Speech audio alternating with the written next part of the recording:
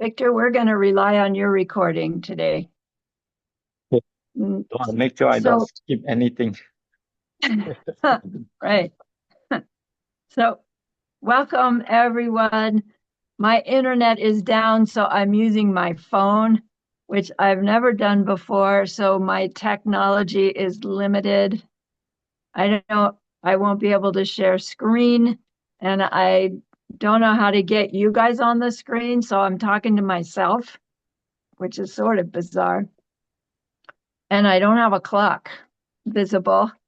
I have one that's 4 minutes fast. So please bear with me. We'll wallow through this weird ripening together. So I know that Hello, there hello, are a few new dear Lance students. Sarani. You can swipe to the right. You take your finger and you swipe to the right, or you can try to the left, and then you can see all people. Yeah, Oh, hi, you are magic. I've got it. I see you now. thank you. Hooray. Ooh, that's better than a big me. So welcome. For those who are new to my classes, this group, my Monday, Friday morning group, has been studying the Asian Classics Institute Foundation courses from course 1. And we're on 7 now. So we've been going through, ploddingly. And we're always happening to have new people. My expectation of someone who takes a course from me is that they will do their homeworks and quizzes and meditation assignment from each class and have it completed before the next class begins. And I would like to see them. So if you do them by hand, just hold them up to the camera at the beginning of class. If you do them, on your electronic, you're welcome to send me a photograph or your file, etc.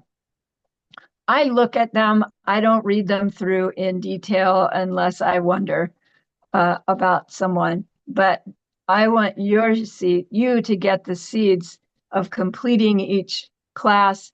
And then at the end, it's much more likely that you will fully complete the course. And my wish for you is that completion karma.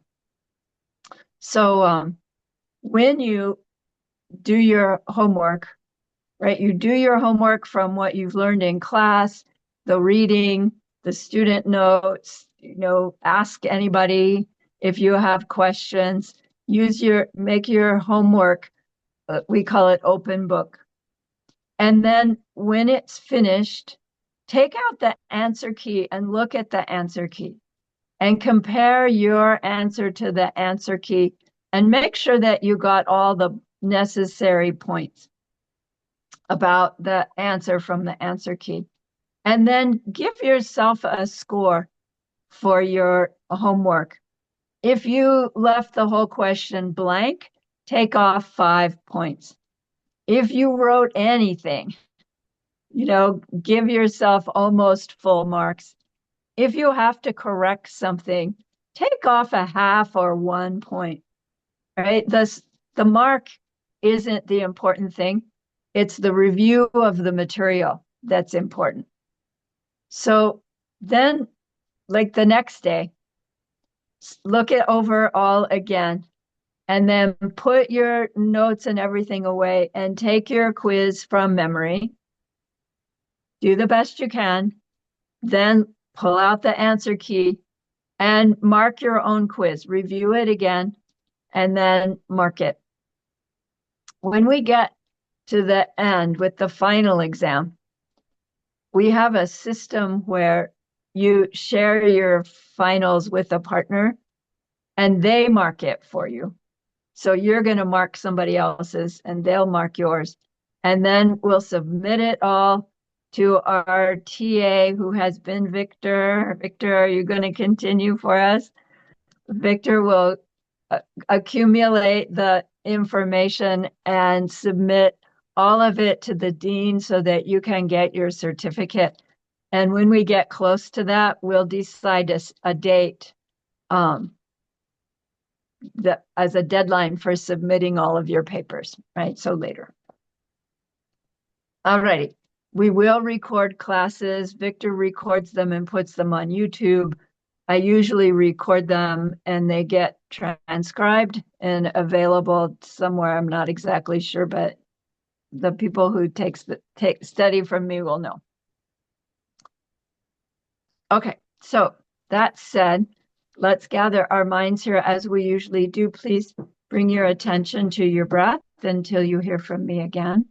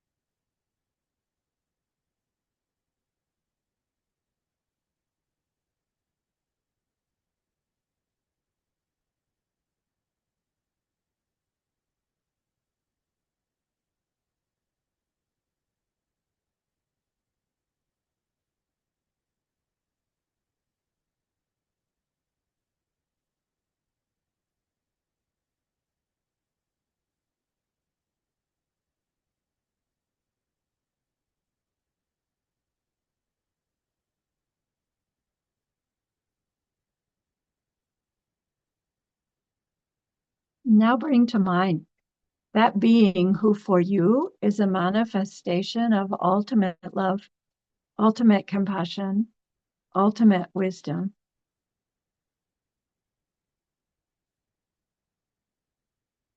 And see them there with you.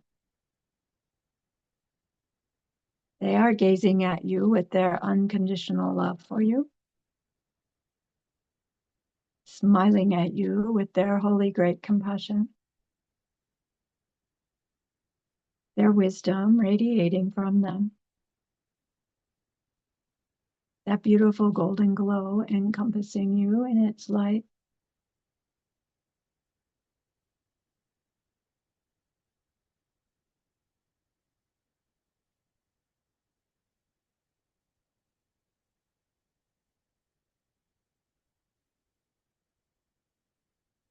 And then we hear them say, bring to mind someone you know who's hurting in some way.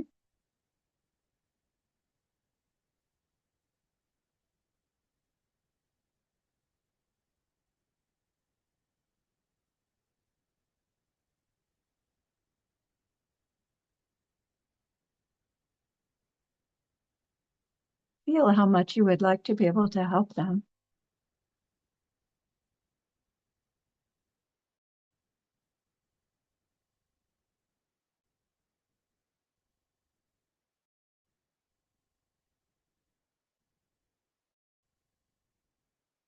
Recognize how the worldly ways we try to help fall short.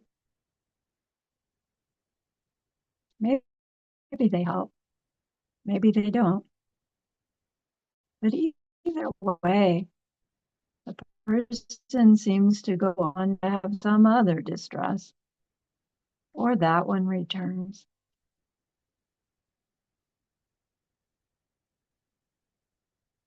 How wonderful it will be when we can also help them in some deep and ultimate way, a way through which they will go on to stop their distress forever.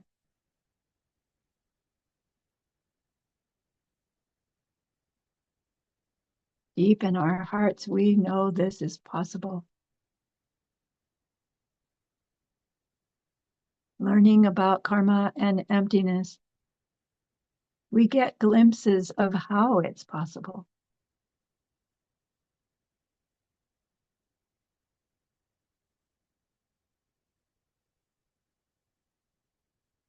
So I invite you to grow this wish into a longing.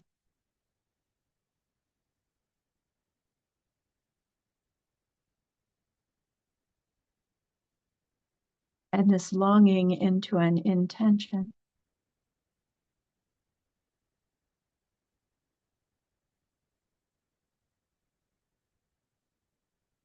And with this growing intention, we turn our minds back to this precious holy being. We know that they know what we need to know, what we need to learn yet, what we need to do yet, to become one who can help this other in this deep and ultimate way. And so we ask them, please, please teach us that.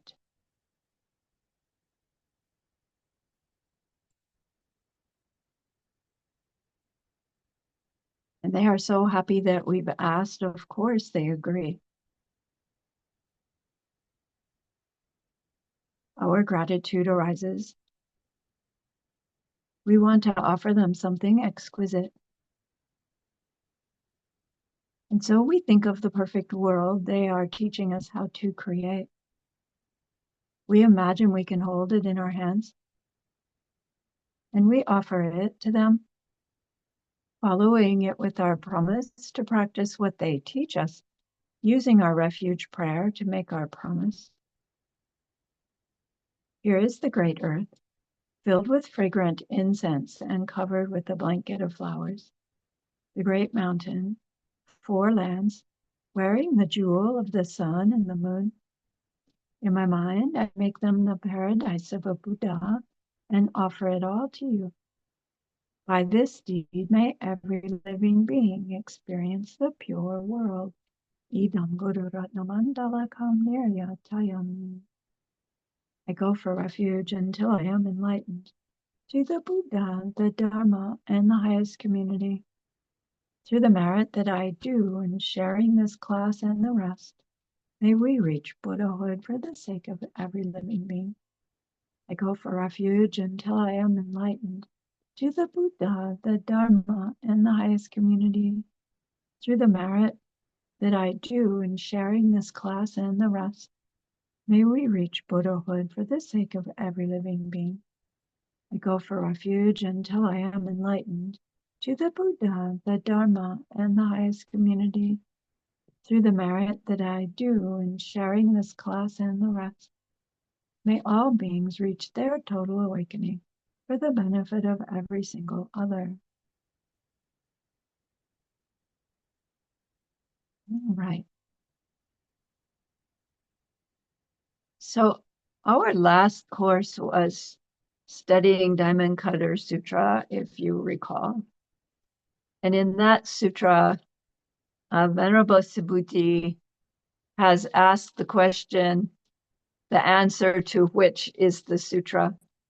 And he asks, what's a bodhisattva to do?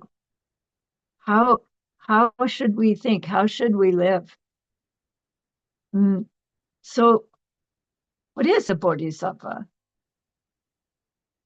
Jangjub Sampa. A bodhisattva is someone who has this deep, sustained intention to become a being who reaches their own total enlightenment so that they can have the ability to help every other existing being reach the end of their suffering. Technically, this requires experiencing directly ultimate reality at least once. And going into that experience of ultimate reality with a heart that's imbued by this motivation to reach one's own total enlightenment for the benefit of all those other beings. Once we've had that direct experience of ultimate reality imbued with the mind of bodhicitta, it's very, very difficult to lose that state of mind of bodhicitta.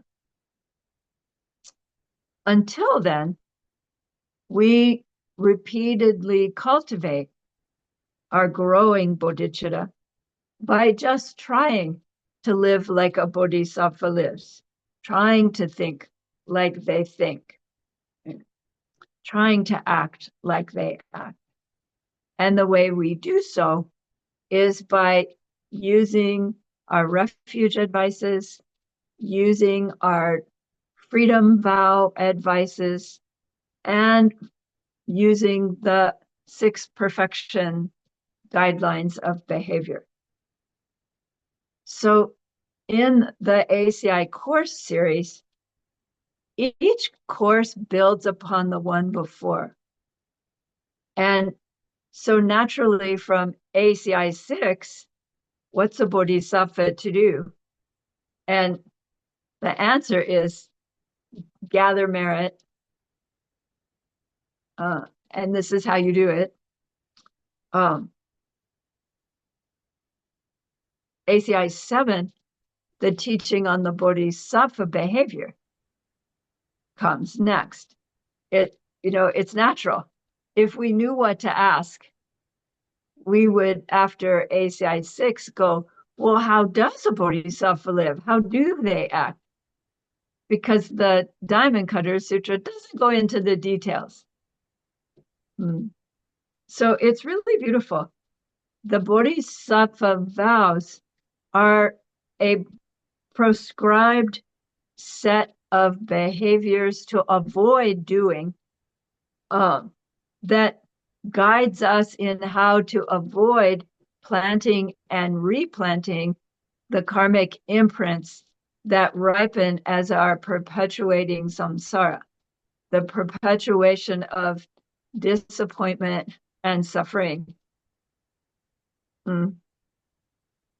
If we turn the bodhisattva vows around into their positive behavior, then they reveal the activities that plant the seeds, that when those seeds ripen or contribute to the ripening of other seeds, the ripening is your perception of your Buddha being in Buddha paradise emanating. Right? That state of identity will be nothing other than seeds ripening, virtue seeds ripening. What kinds of behaviors? Bodhisattva vow behaviors. So the whole system is built for our success. And all we need to do is diligently apply ourselves to what it's teaching us. Easier said than done, but doable, very doable, because the seeds are planted by trying. It's not that we only plant Buddha me making seeds by succeeding as a bodhisattva, right? We'll see with these vows. They're very, we'll see. Just trying is enough, which is such a big relief, for a human like me. So when we avoid doing a behavior that will bring suffering back on ourselves and others, when we can't actually see that connection between the deed we do and the result we get, but we avoid the deed anyway, that's a great goodness. And we gather that goodness when we're in a situation where we could do that deed and we don't. So, one of them will be avoiding responding to anger with anger, for instance, or yelling with yelling. And so we have to wait until we're being yelled at to avoid yelling back, to get the seeds of not yelling back when we get yelled at. Do you follow me? Which, maybe you don't get yelled at, but, once or twice a year. But when we take a vow to not yell back when we're yelled at.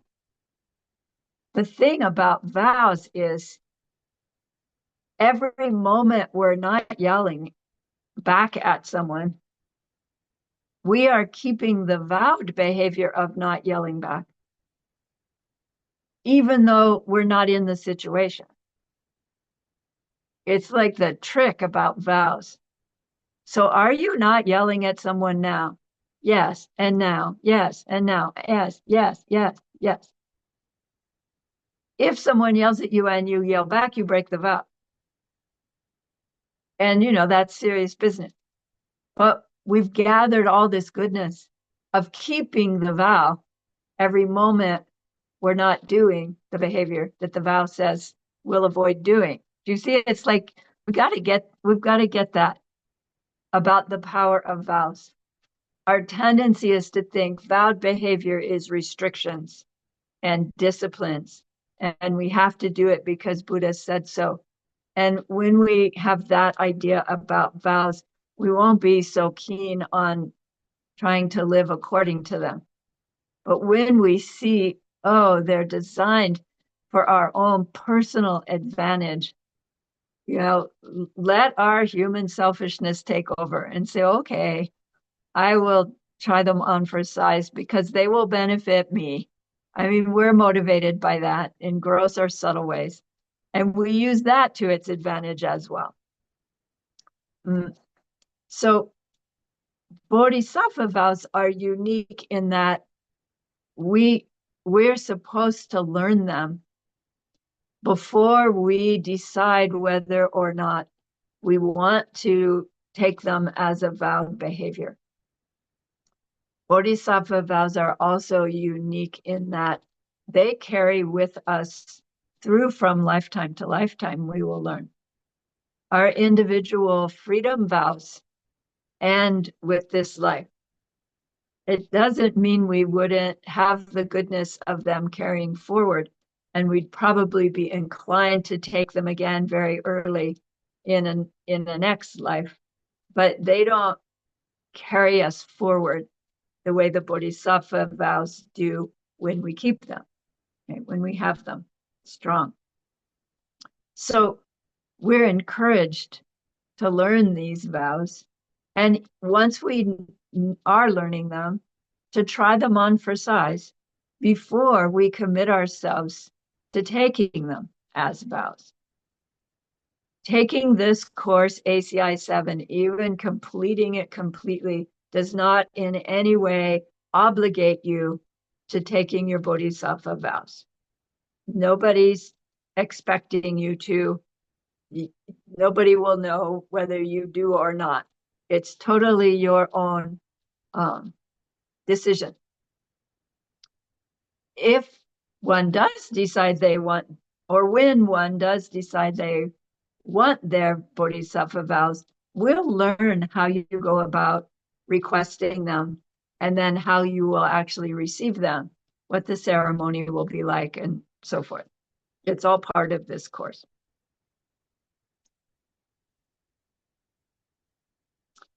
Our immediate lineage is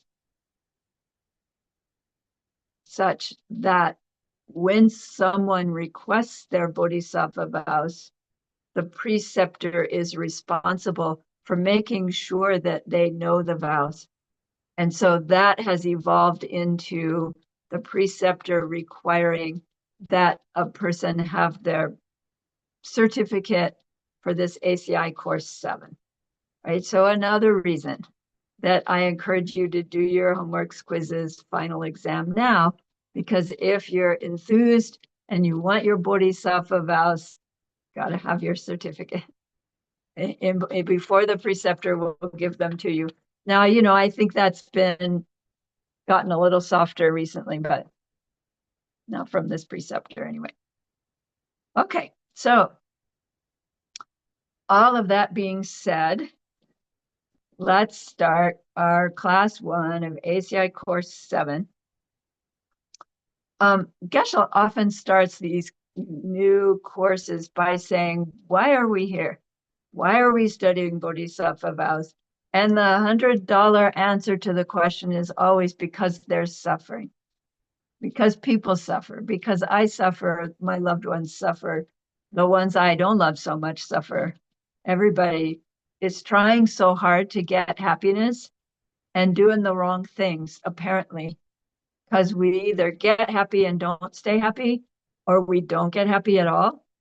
And we just keep trying the same old things to get happy, and funny, they keep not working. It's like we're hammering our big toe with the hammer and crying, why does my foot hurt? I don't understand. Right? Well, just stop doing that and it'll get better. But we can't make the connection between what we do and the result we get because there's that darn time gap. And why is a long story. So why are we studying vows? Because there's suffering. What kind of suffering? We learn those three kinds of suffering. So because of my technology today, I'm back to my old tech system. Can you even see that?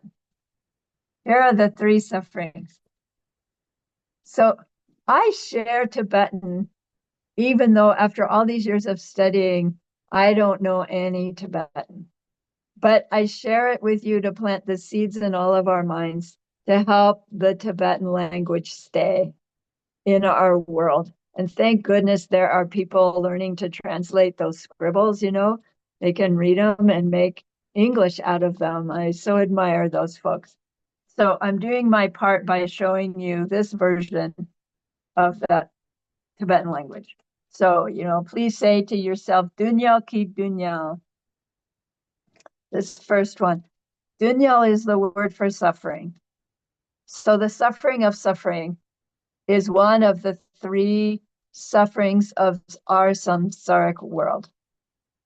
Some suffering of suffering means obvious suffering. The headaches, the back pains, the head colds, the lost jobs, the divorces, all the things that we all agree are suffering. Fortunately for most of us, the kind of suffering that's suffering of suffering doesn't happen all the time. There are people with chronic pain. Yes, they have it all the time. But most of us, these things come and go. Then there is Gyurwe Dunya. Here, this one. These say Gyurwe Dunya. Gyurwe Dunya means this. It means the change of suffering.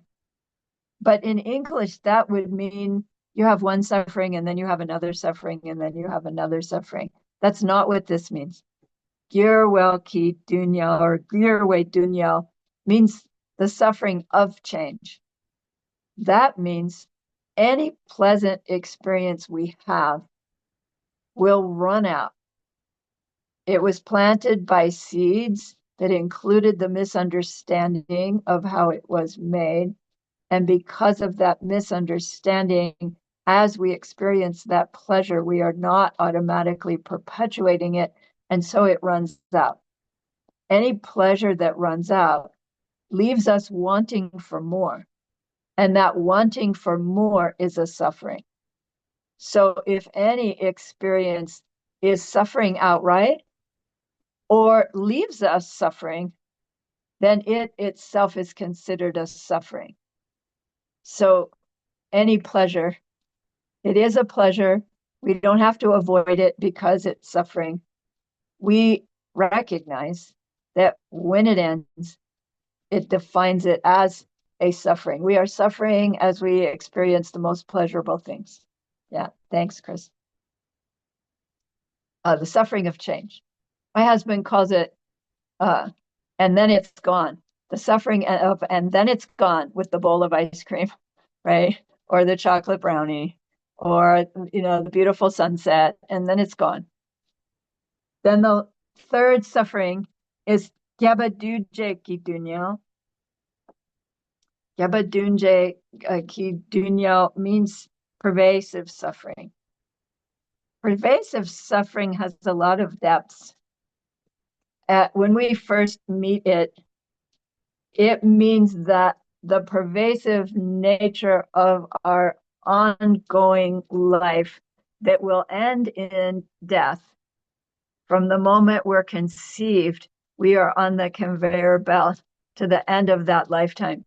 And in the process of getting there, we will probably experience aging and illness in some order. And that the inexorable ending to this life is called this pervasive suffering. Deep down, we know it. We are very good at sublimating it, because if we didn't, if we like lived with this keen understanding of pervasive suffering and did not have the tools to cope with it, we would just probably kill ourselves, right? Or, you know, just we'd all be depressed and unhappy, because it's this nothing we can do about it kind of underlying condition that we have. Pervasive suffering, it's called.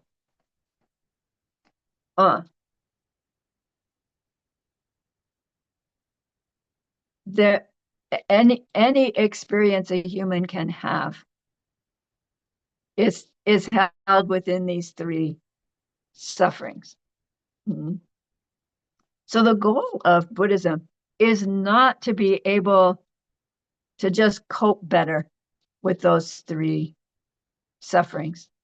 It's not to be able to not react when unpleasantness happens. The promise of Buddhism is to stop that keganachi, the forced rebirth, the aging, the illness, the death, to stop those very processes altogether. We do it by way of realizing those four Arya truths: the truth of suffering, the truth that all that suffering has causes, the truth that if you stop the causes, you stop the suffering, and the truth of how to go about doing that.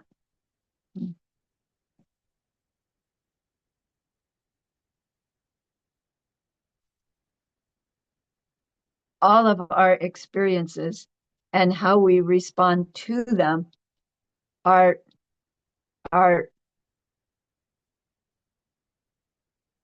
driven by our karmic seeds. So our karmic seeds are the imprints that are made on our consciousness by way of our behavior towards others. So our awareness is always aware of us interacting with other, whether it's a living other or a not living other.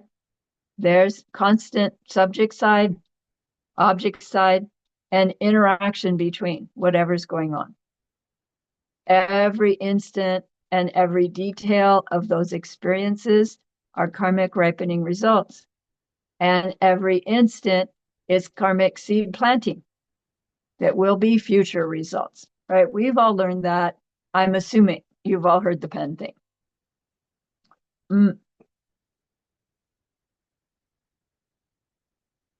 Even when we know that, as we get involved in our daily life, we're very likely to be in the state of mind that is not aware of it.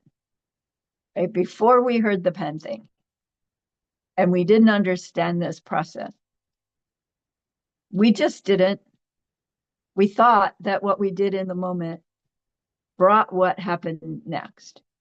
Even when personal experience is clear that it didn't always work right. But somehow we got to adulthood without ever really going, what's wrong with this picture? For most of us, something really seriously shocking probably happened. And it's like, okay, enough. There's something wrong with this picture. And we went looking. Hopefully that didn't have to happen to you, and you were just awake enough from the beginning Mm. But our misunderstanding colors all those seeds. So as they ripen with the misunderstanding of where things come from. And that's why the cycle perpetuates itself so effortlessly. So we're going through life trying to find happiness, doing things that we think will work, and they don't. Even when it looks like they work, it isn't really working. And in fact, it leaves us even more deceived because we thought they worked, right? We think that we put the key in the car, turn it, and the car comes on. So every time it works, we're perpetuating our samsaric cycle because we believe it worked. Oops. So we suffer, we die. And when we die, our suffering just gets worse. So the process we call dying is the process experienced when our mental seeds for this life are wearing out. And there will be a last one. And as they wear out, our awareness of what we call our outer world, right? There are no seeds for it anymore. And so things are shrinking, disappearing. They call it dissolving. And eventually your own, this self-identity dissolves away as well. And if we go through that unprepared, untrained, it's painful and terrifying. Hallucinations come, right? You're just like in a really bad dream with no connection to your old you because the seeds for your old you they're just not there anymore. And you don't have seeds for a new you yet. And you're in this weird, scary limbo. So they say that the process of dying unprepared is the most terrifying thing a being can experience. And we've all done it before, which they say is why we have this deep, tenacious clinging to life. Not so much because we're clinging to life, but we're wanting to avoid what we know is coming, which is this pain of death. And then when we get through that process, a seed gets projected that's called the projecting karma, meaning the one that colors the circumstances of the next life, and then the seeds that continue to come flowing out fill in the detail of that next life, and then there you are. You know, maybe you are trapped in a womb if you're lucky enough to get a human life.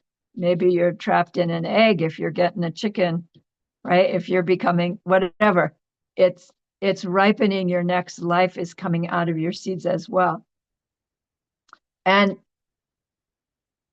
from a human life, which is an extraordinarily virtuous life to have, they say the likelihood of getting another human life is remote unless we've been working very hard with our goodness, our kindness, with that intention, that it's much more likely that we will force upon ourselves a lower rebirth just out of numbers, the number of seeds that we have that could ripen a lower rebirth. And even if we manage, because of other circumstances, we manage to get a higher rebirth, as in a God realm, that's still a suffering realm because in the end it wears out. And what wears out is all the good seeds that were making your God realm. and all you have left are the negative seeds, none of which have been ripening, but they've all been growing a little bit. So at the end of a God realm, the consequences are disastrous, they say. So they say in this life, we have these three sufferings going on. And then we have the suffering of death and the suffering after death, meaning the suffering of a next life. And so it's really our only two options if we don't do something really different than what we're doing as ordinary humans. We have the suffering of this life, those three, and then we have the suffering of death and what comes after. So the point of all that is to help us go, egads, I want to do something, not just for me, right? So to understand the truth of suffering helps us grow our renunciation, that very early Lam Rim state of mind. There's something wrong with this picture. Can I stop it? Can I change it? Is there some other way to go through life? Right? The renunciation is getting sick and tired of trying to find happiness and it just fails. When we understand that our lives are made up of nothing but suffering and more suffering, we get renunciation. It doesn't mean we can't enjoy the nice things that do happen. Nice things do happen. And we can enjoy them and should enjoy them. And when we understand a little bit about them, we would want to share them with others as best as we can.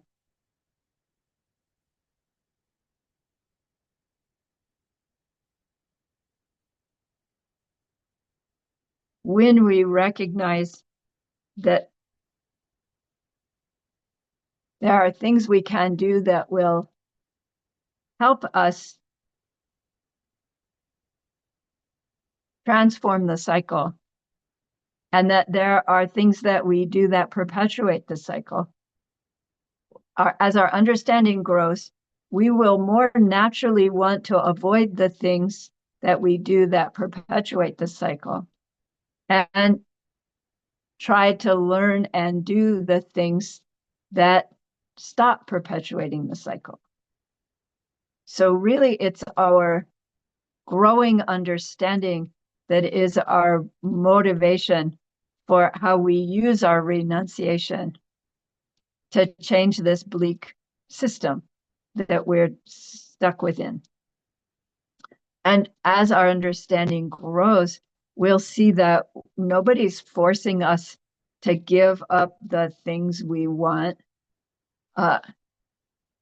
We will naturally, like those things that impede our progress on our path, our interest in them will naturally fall away.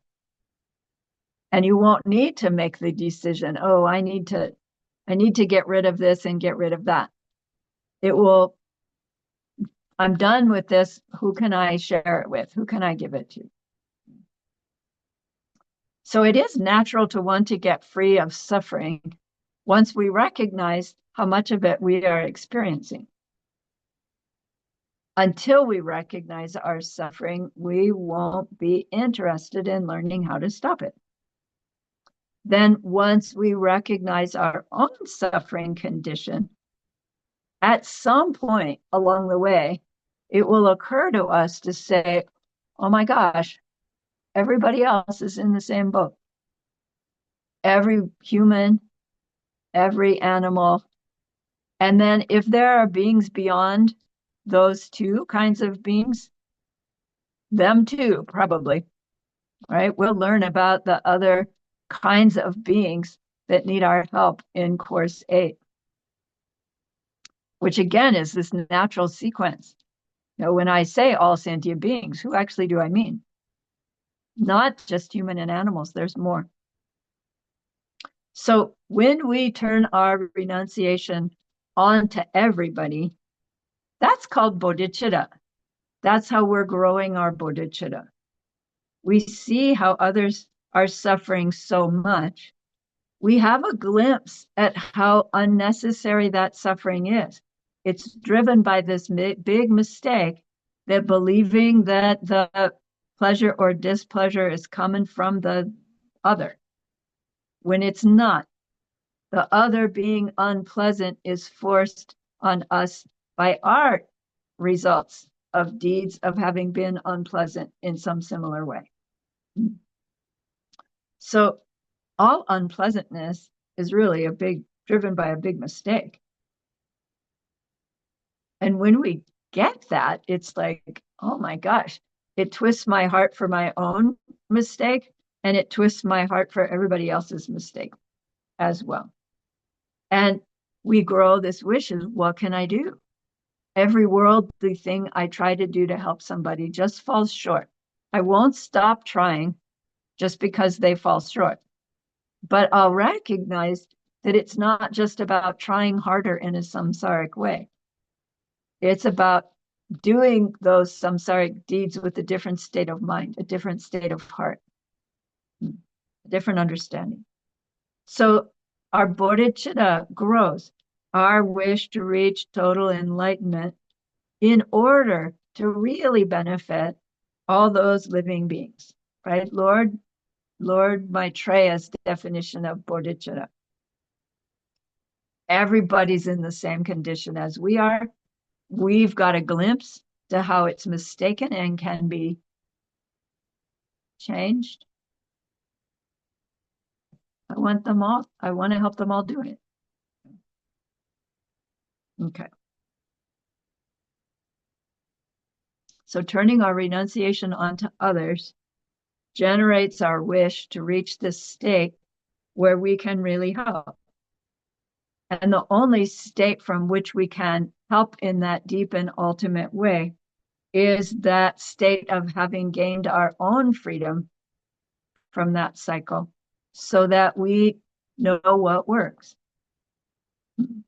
We can then teach others how to do it themselves. Without personal experience, we can share what others have taught us. When we have our own experience of it, our sharing, right, goes deeper. So we know bodhicitta has two forms. It actually has two forms, if you remember. So it has the form of the wish in the form of a prayer, which is that feeling, oh, how wonderful it would be if I really could help them in that deep and ultimate way.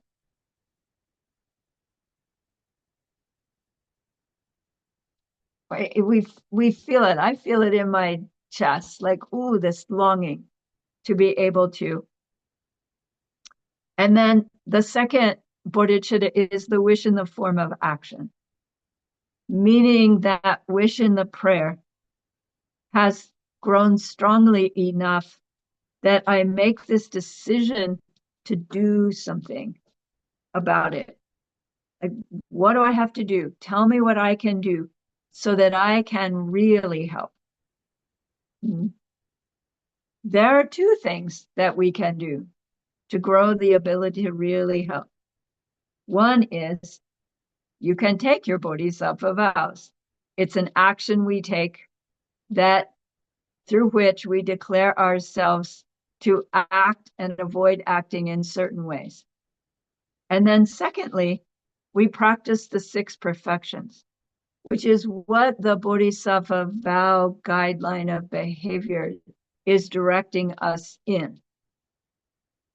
We can practice the six perfections without having bodhisattva vows. We can practice the bodhisattva vow behavior without having vows. That's why we learn them. When we're ready, we declare ourselves on the path by taking vows, right? Which means we're doing our six perfections.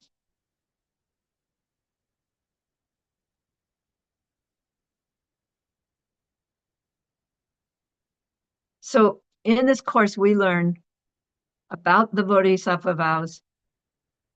We learn how to practice them. We learn the ceremony through which we will receive them. We'll learn how to fix them when we damage them. We'll have all the details of what we need to know so that we can make our decision about taking them as vows or deciding to live by them without having them as vows. They are the behaviors that will create the karma, which will ripen in our future as becoming a being capable of helping all beings and their own suffering. So, that's a big promise.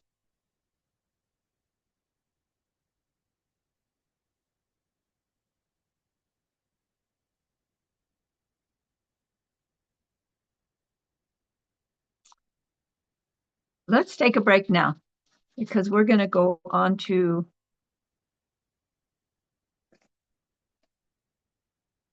the history, the textbooks we'll study. Yeah, so you can take a few minutes, get refreshed. I need to write on my high-tech board.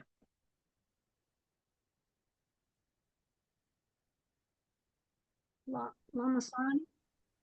What texts, the sources, the authoritative sources of the material we'll be studying.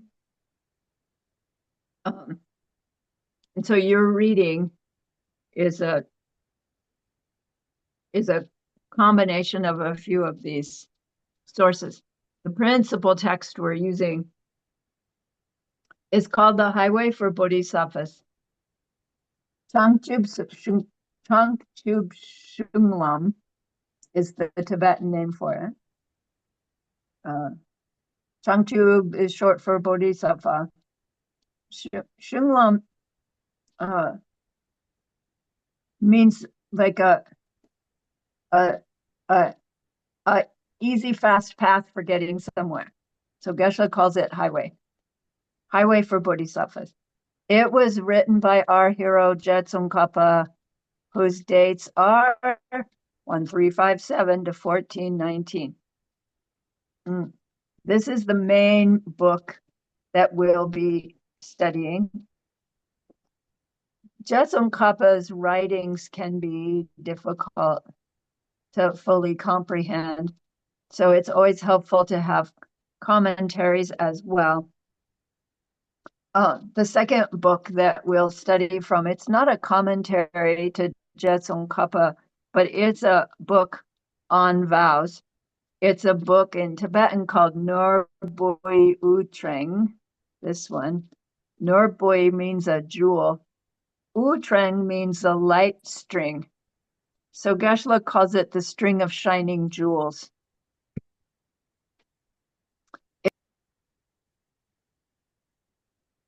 It was written by someone named Geshe Tsewang Samdrup down here.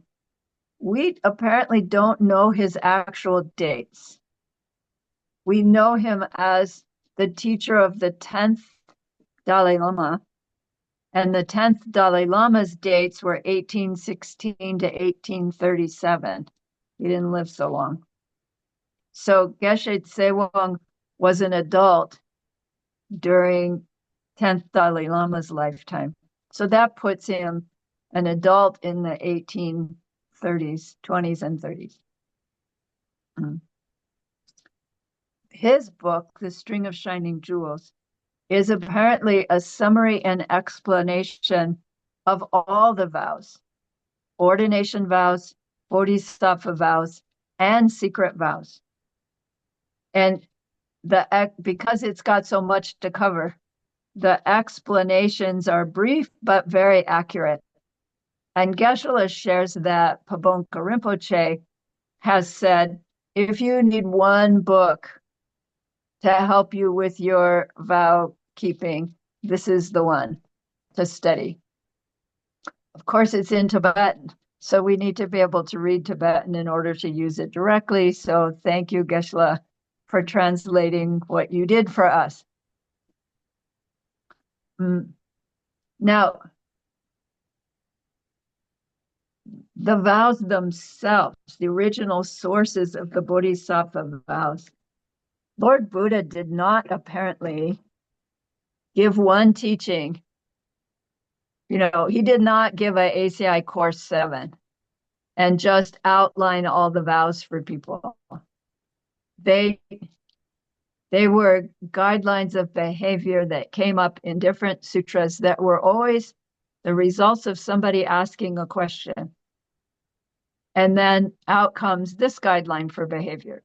And then in another teaching, guidelines for another type of behavior. And then as the Buddha's Sangha was growing together and making their shift from Vinaya practice to Mahayana practice, some of them, circumstances would come up, and then it would require a teaching, and then a new prescribed behavior would come out of that. All of the Bodhisattva vows are found within the Perfection of Wisdom Sutras, however. And that makes sense because Bodhisattva vows are not the kind of behavior that we're prescribed when we're studying Vinaya level. When we're studying Hinayana level, Abhidharma level, our goal is the end of our own suffering. So there's no reason for Bodhisattva behaviors to show up there. They don't happen until Perfection of Wisdom teachings were being given.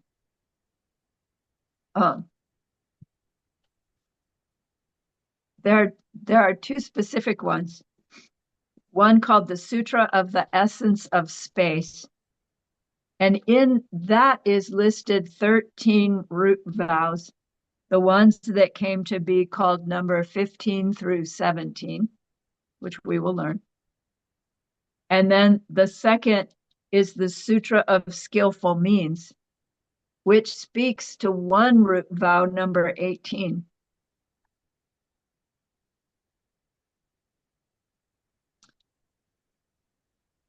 Then there's another text, this one by Arya Asanga, who we recall was writing around 350 AD. We can't be specific on his dates because of that 50-year time gap. He speaks to the 4 root vows in his chapter on morality. And then the rest of his text covers all 18 root Bodhisattva vows as found in the Perfection of Wisdom Sutras, various ones. There's another text that Geshe-la uses called the Compendium of Advice by Master Shantideva. Right? His date's 695 to 743. We know his famous work was the Guide to the Bodhisattva's Way of Life. And we've heard that story, as he flies off and a couple of people are able to find him. And gosh, would you please come back? We're so sorry. We made a big mistake. And he says, no, but you can find the 2 books that I've written in the rafters of my room. You're welcome to them. So Guide to the Bodhisattva's Way of Life was one. This Compendium of Advice was the second one.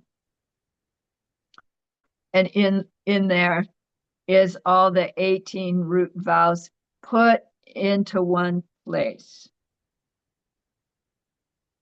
which is helpful. Then the 4th,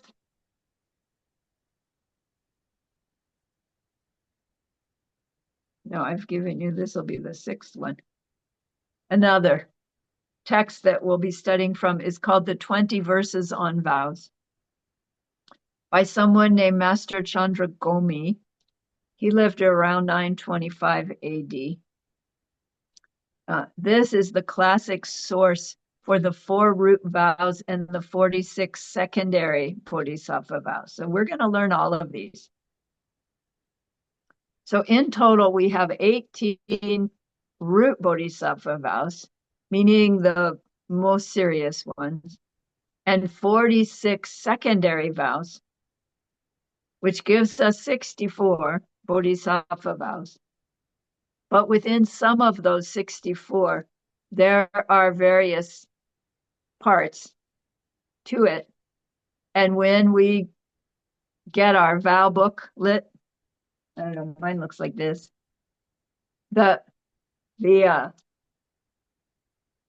Each part of each vow is taken out separately.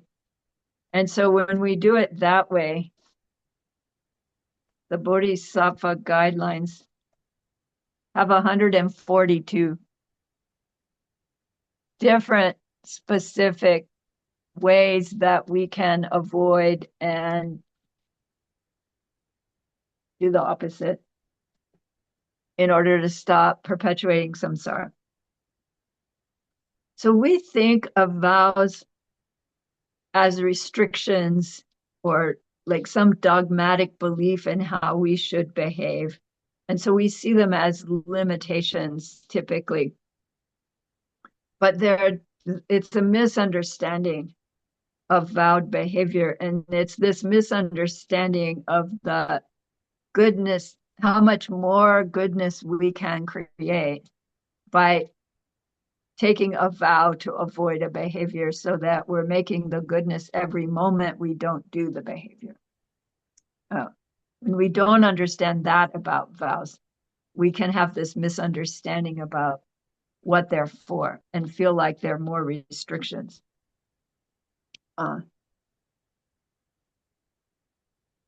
Years ago, like 1989, Sumati and I decided to become vegetarian. And back in 1989 in Tucson, Arizona, there wasn't much vegetarianism. And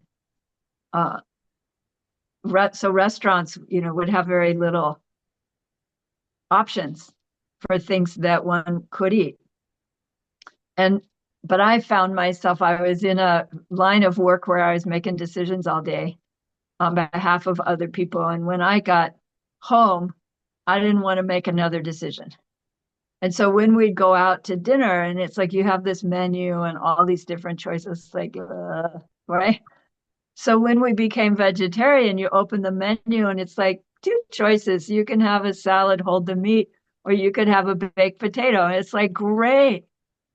Life was so much easier because just 2 choices. Now, there are places, pages and pages of vegetarian. It's like, oh man, I'm back to needing to make decisions again. But it was such a relief to have that personal restriction, right? Because it just made life easier. So these vows can be looked at like that.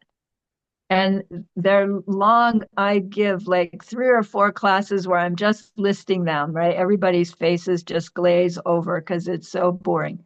But when we catch on to what these vows are guiding us in, it's like we have the guidelines. We don't have to, what should I do? How should I react? Just look, there's the vow. It tells you what not to do. And you flip that around, and that's what you do. They're designed to make the end of samsara easier to create. So try to remember that as you're studying these lists and learning to recite them, which I hope that you'll do, rather than falling back into that old thinking of, Buddha makes us do this. That it's like we're being offered this opportunity to make life not only easier, but more pleasurable, because we'll see that the kinds of things they encourage us to not do and so do the opposite, they make people happy, because we're paying attention to what someone might need help with. All right, so Uh, that's class one. We're done early, quite early, and I get to put the extra minutes in the bank because I will need it from time to time. But for today, we'll do our dedication, and then if there's questions or no concerns about class, I have time, I can stay. So remember that person we wanted to be able to help at the beginning of class? We've learned a lot that we will use sooner or later to help them in that deep and ultimate way someday. And that's a great, great goodness. So please be happy with yourself. Make those seeds firm. And then think of this goodness like a beautiful glowing gemstone that you can hold in your hands. All those beautiful facets. Then turn your mind back to your precious holy being. See how happy they are with you.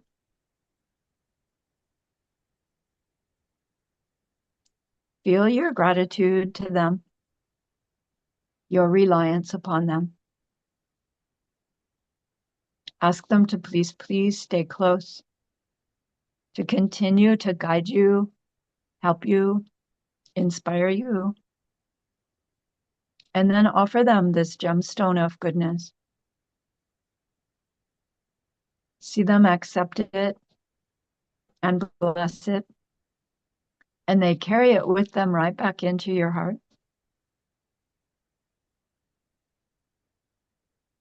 See them there, feel them there. Their love, their compassion, their wisdom.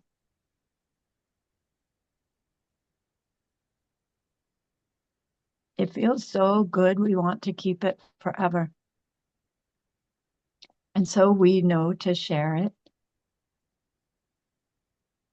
By the power of the goodness that we've just done, may all beings complete the collection of merit and wisdom, and thus gain the true ultimate bodies that merit and wisdom may. So use those 3 long exhales, the first to share this goodness with that one person, the second to share it with everyone you love, the third to share it with every existing being everywhere. See them all filled with happiness, filled with the wisdom of loving kindness, shining it forth to everyone in their world. And may it be so.